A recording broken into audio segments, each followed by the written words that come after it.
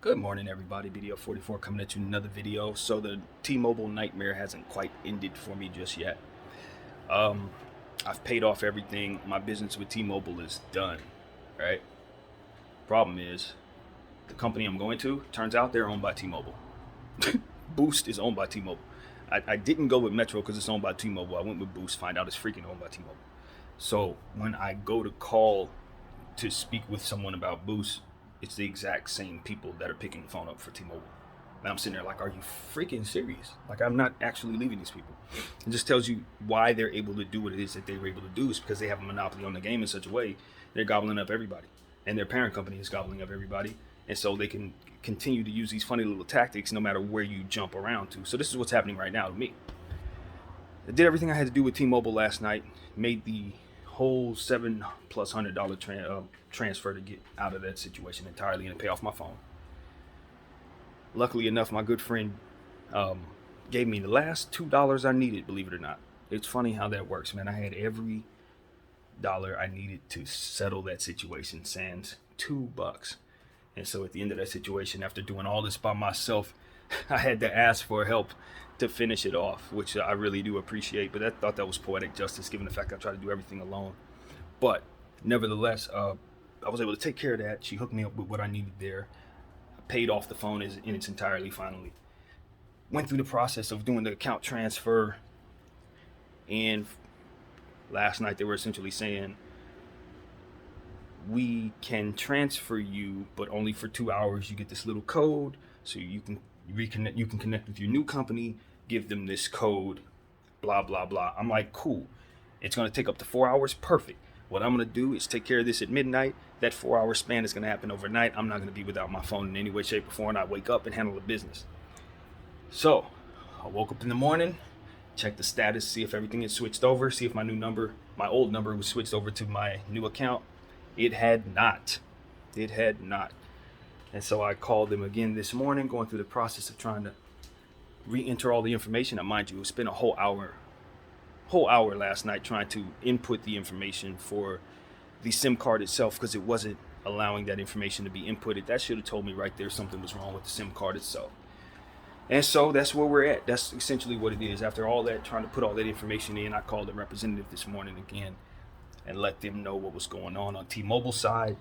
They did their part to try to initiate the transfer, gave me the account number, which I was missing, mind you. That was the snag in inputting the information on the SIM card to Boost Mobile.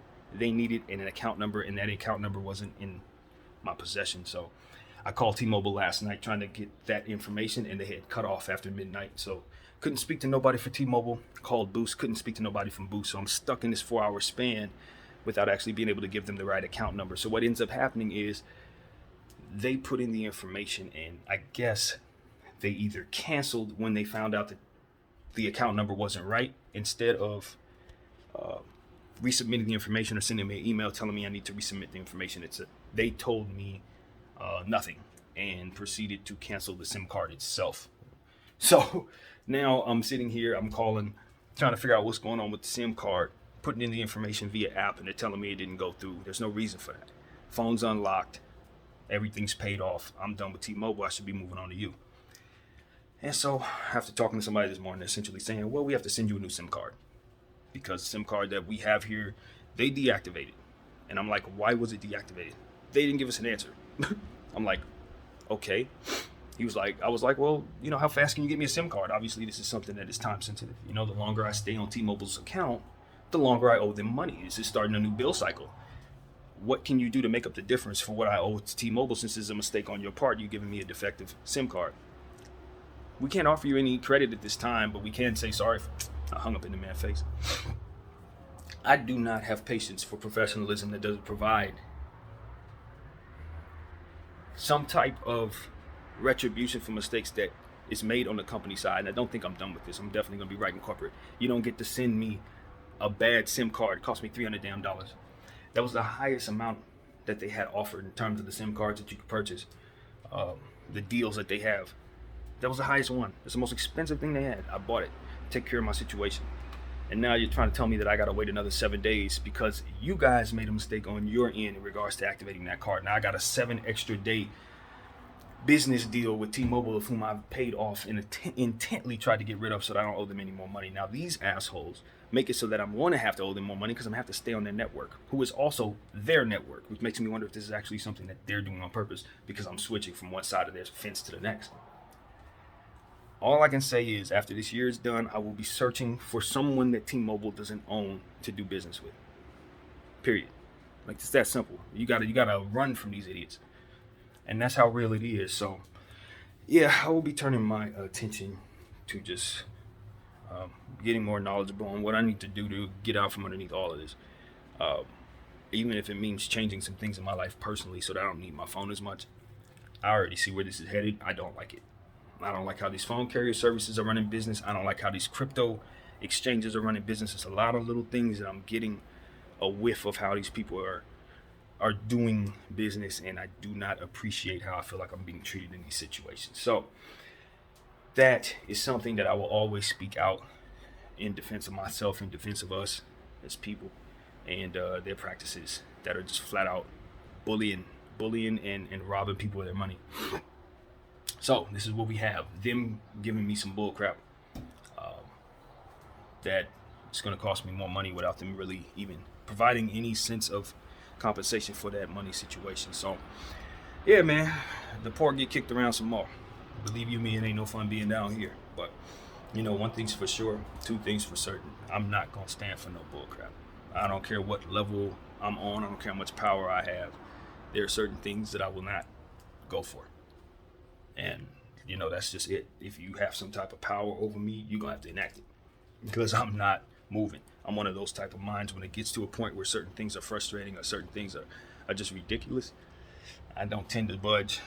And so Boost is going to be hearing from me. They will be providing me some type of compensation on this situation. There's absolutely no excuse for them sending defaulty mechanisms and then proceeding to not do anything about those mistakes that cost their customers money. Absolutely not. That is not acceptable in any way, shape, or form. You know, so that's how I feel about that, man. Boost Mobile, T-Mobile, same thing. It's all same thing, you guys. Can't escape these assholes. And that is my reality. So I wake up this morning still on their network despite spending over $700 to get off of it. And that just shows you that you just don't have any power in this world. Sometimes even when you have the means to take care of your business, you still may not necessarily be able to get out from under the clutches of these corporations. So I think the best way out is death, to be honest with you. As long as you're on Earth, you're gonna have to deal with these idiots.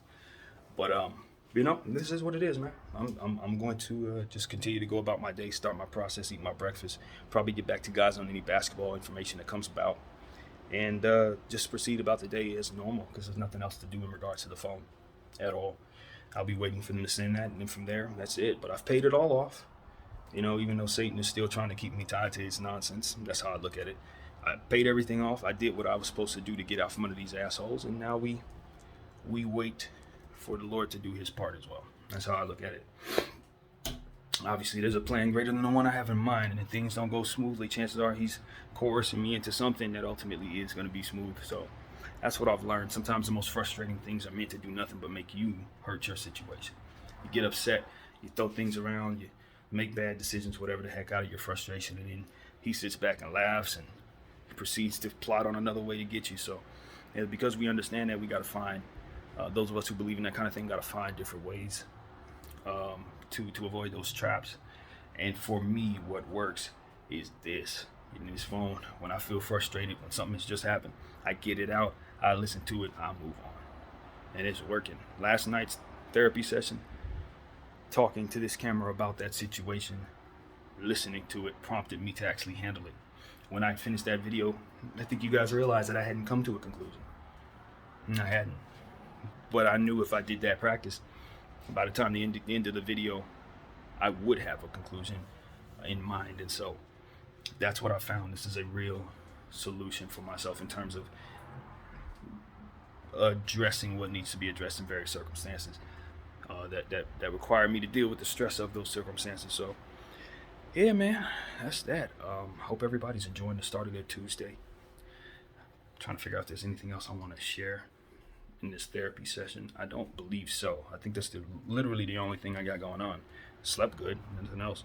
Breakfast time, you know. So yeah, that's what it is. That's what it is. We'll see what the day holds. Um, I feel like there's something else I want to say. You ever get to the moment in times in your life where you don't really have nothing to say, but you ain't ready to walk away because you feel like you're forgetting something? This is one of those. But um, you know, thanks B if she's watching for the $2 or actually 20. She gave me more than I asked for. I do appreciate that. And I have every intention of, like I said, doing with it what I said I would do with that money and giving it back to you when it's real money. And so that's my intention to do with that. And she knows that. But, you know, it's one of those situations where it's like, man, you really appreciate the love that people give you in life. You know, you go through whatever you go through. You try to do it alone if you're me. And then every once in a while, someone will surprise you with a gift of whatever. It's like, I'm not used to that. Like, literally not used to that. Now, granted, I was raised spoiled.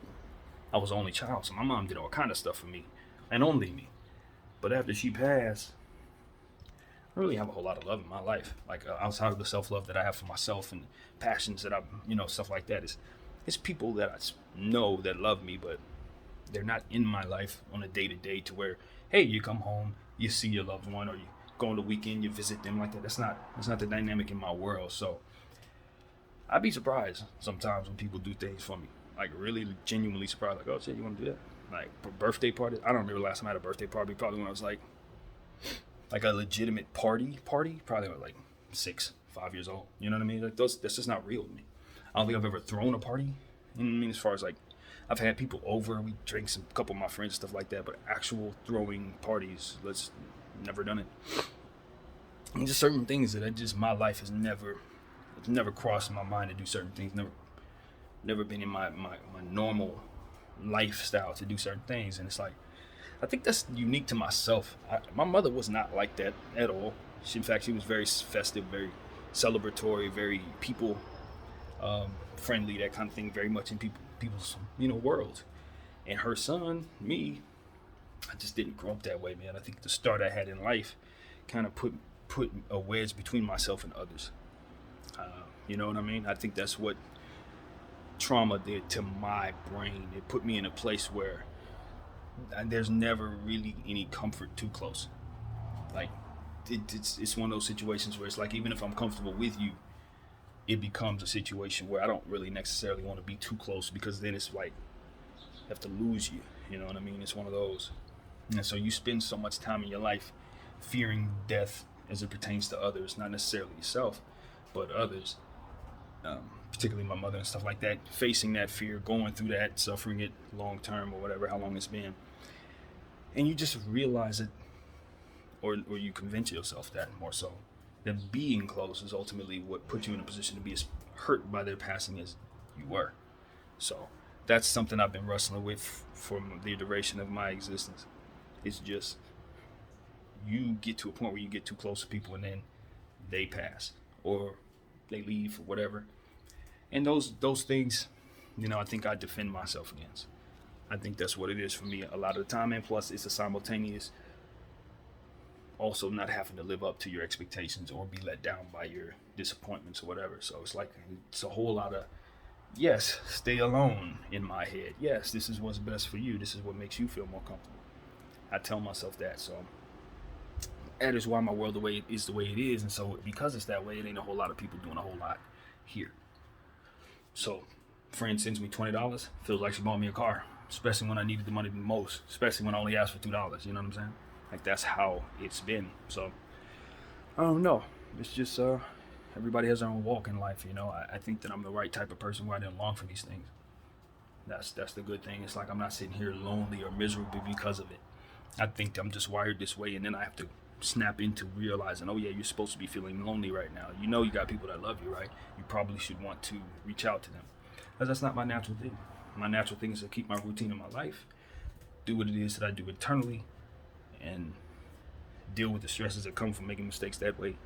That's exactly how my life works. And the comfort of my present space to be alone allows me to be, quote unquote, myself. And when I'm in the presence of others, I feel like I have to shut that off to a degree. I have to play sane, have to play normal, or whatever the case may be, or just tone it down, whatever the case may be. Be mindful of other people's anything, feelings. Consideration requires thought. Being alone requires nothing. I don't have to consider nothing. I don't have to, hey, how you doing? You hungry? Are you like those type of things? It's like I've eliminated all that from my life so that the only focus is me, because me gives me so much trouble. Like that's literally what it is. Like I don't think I can manage this brain and anybody else's for 24/7. I don't think I can do it unless they are helping directly contribute to the calming down of this brain. Eventually, it's just gonna it becomes a situation where I'm uncomfortable. Regardless of how they feel, I get uncomfortable. And so that's the reality of my situation, man. It's just I can never really feel, like I've said many times on this camera, on these therapy sessions, I felt like a ghost in the room, and that's kind of what it's about. It's like I do not feel like I fit in here. I feel like I have a lot to offer here, but I'm not. I am not home. It's what I've felt my whole life. And so I just live with that mentality accordingly. I really do. I'm passing through. I literally am. And so whatever you get from me now, I'm giving to you. That's how I try to approach life. I'm enjoying life. I'm happy. I'm at peace. But when this thing is a wrap, I'm not fighting. I'm just letting you guys know, unless things change to where I really, really have a whole lot going on, I just don't care too much for some of the struggles that comes with this thing. Don't care for it. That's all I've ever known is struggle. So it's like, you're gonna show me something else, maybe I change my mind. But it's right now, it's just like I'm doing my best, I respect God, so I stick around. That's kind of how I feel, you know what I mean? And there's a lot of stuff to like that I'm discovering, so I just keep pushing. But happiness is not something I know too much about as it pertains to that on the surface stuff that a lot of people enjoy. Inner peace, inner happiness, I'm actually finding. But I think a lot of people enjoy lives because of different things that come from outside of that. Money, what comes with that, family, what comes with that, interests, and being in different places and different settings. I look at people who are very quote unquote normal. They go to the bar, and maybe they go to the gym, and maybe go to different things. Like my brain doesn't want to do any of that. I find that I'm safer home, and I think that's the exact way I describe the thought, is safer, because I spend a whole lot of my time worrying about what goes wrong, about what could go wrong. Not necessarily afraid of it per se, but more so concerned that I'll back myself into some of those situations based on the way my brain tends to work. Being reckless at times and stuff like that, being so frivolous about my life, I'm concerned that in certain situations I won't be as sharp as I need to be. That's what really gets to me. It's like in doing security. I may have already mentioned that too, but I just didn't feel like I was a sharp enough mind. I felt like I was too distant to do it. And so it was like, even if I wanted to do it necessarily, I don't think it would be something that my brain should probably be responsible for other people's safety and stuff like that. Absolutely not. You know yourself, you shouldn't be doing that. So you start getting to a point where it's like, all right, these are the things I can do. These are the things I don't necessarily want to. These are the things I probably should be responsible for not being anywhere near. And you cap yourself off. Your potential. It's like, I'm not going to fly a plane. I'm not going to do that. Will I be good at it? Maybe. But with my brain, I don't want to do it. I just rather not. And so these are the type of things that keep me from being successful, I believe. It's just capping myself off based on what it is I feel like I'll be successful doing, or based on what it is I feel like I'll be able to manage properly and responsibly handle. So when you grow up and people tell you you're not responsible, or people will instill in you that because of the way you are and behave, that you can't be trusted with certain things.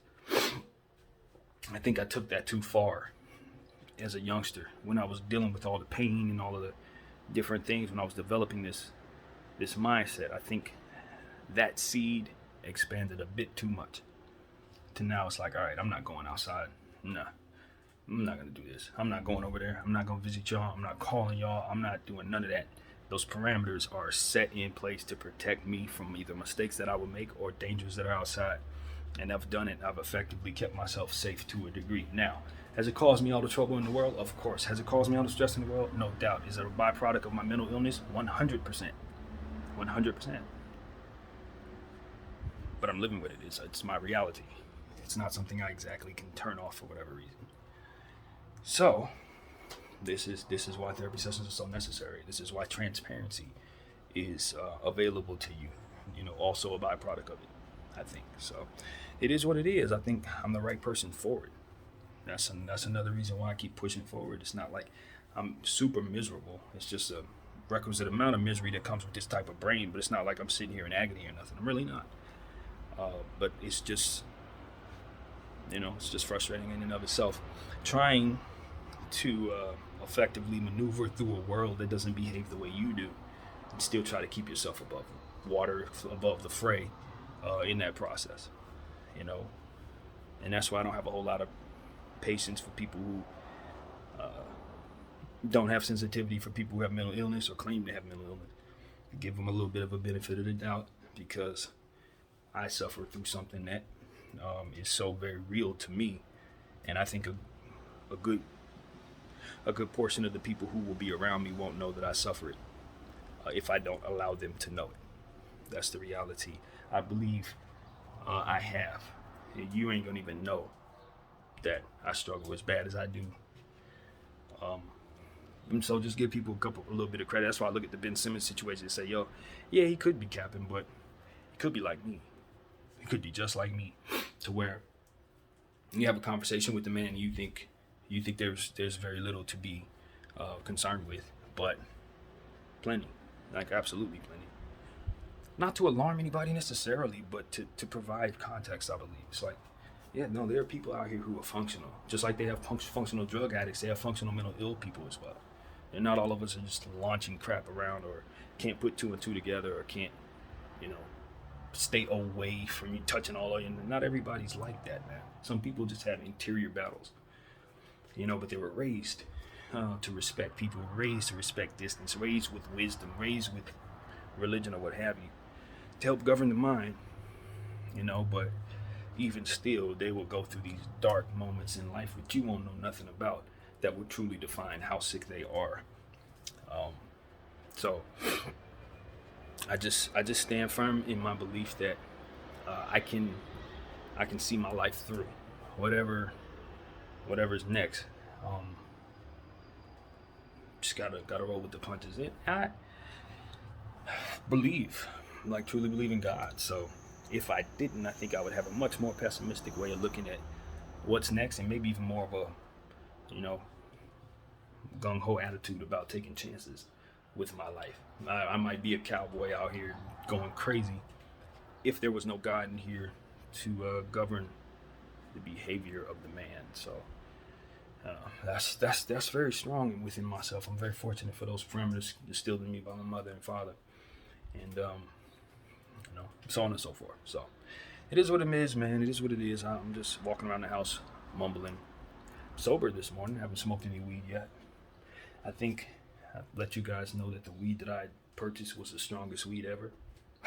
But the thing about it is, the way that it's strong, it just allows for me to talk a lot. It doesn't take me away from the consciousness. It's not like it's strong in a sense that's gonna make me absent-minded or more so distant, or no, if anything, it makes me talk 10 times more. So that's probably why my content has been so introspective and so much, is because of the weed, the new change in my marijuana that I'm smoking. But it's getting to a point where it's like, even that's not really settling me like it should be. Even that's not making me feel as calm as it was before. I think there's gonna have to be some type of change in my life that isn't found in the pipe or found in this household. So we'll see, man. We'll see. But anyway, I appreciate you guys sticking with me. I've been rambling on, as I have been these last couple of videos, but it's good for the brain, so I let it go. I hope this is constructive to those who listen. I hope those who listen to this don't assume that this is entertainment. This is a brand new type of content. I think what I am is a creative, and I'm creating a new lane. This is selfish content. This is content for BDF 44. And if others find something from it, that's the secondary purpose of what it is. So I think a lot of times, in fact, almost 100% of the time, people on YouTube are doing things for the people listening. It's to attract you. It's to keep your mind going. It's to keep you attentive. It's to get these numbers up. It's to get as many people over here as possible. So help me God. That's not what I'm on at all. That's not what I'm on. When I make these particular type of videos, no one ever has to see these at all. But I'm putting them out there for the wide world. So if every single soul in the world sees it, it's fine. You know what I mean? That's totally okay too. If this is blasted for a million years, you know what I mean, over and over again, it's fine, because I had that in mind when I was making it. And so it is what it is, man. I hope everybody can find ways of looking inside themselves and finding what they need to find. And, you know, that's my hope, is by example, finding ways of using new practices of stress relief and stress management, mental health management, mental health treatment. I think the responsibility of it for me, though, is to let people know, once again, that I would not be doing this in the presence of others to expose their information or anything like that. And that is so important, because if you're going to follow me, you got to see the setting I'm in. It's not just simple as turn on my phone while I'm around my family and blurt out all my business on the camera. That is not what I am trying to get people to do. I'm trying to get people to know who they are, know where they are, have that self-awareness, have that consideration, and then from there make decisions to speak. You know, I'm alone and I'm speaking to me, bottom line. So that's it, man. That's the message. God, do I want to turn this off now? I think so. Thank you guys for dealing with this particularly long therapy session. It's actually not longer than most of them, but whatever. And I will continue to give you content as the day progresses. I thank everybody for commenting and subscribing and all that good stuff, even though I never asked you to do that and ain't gonna start now, but it does grow the channel if you do. So it's always welcome that you guys input in whatever way you want to. You know, and I try to stay out of the comment section, so if you want to troll, have at it. I probably will never see it. But anyway, yeah, that's how I feel, man. I'm good to go. I should feel more relieved in regards to what it is I have to do. I've done my part, you know, like all the money's been paid. So to get out from under T-Mobile, there's nothing else for this particular person to do. But here I am, still stuck under them, and so it's just one of those frustrating situations where it's like, why am I still here? Should I not be done with this? So I don't know. Anyway, BDF 44, I thank you all for watching.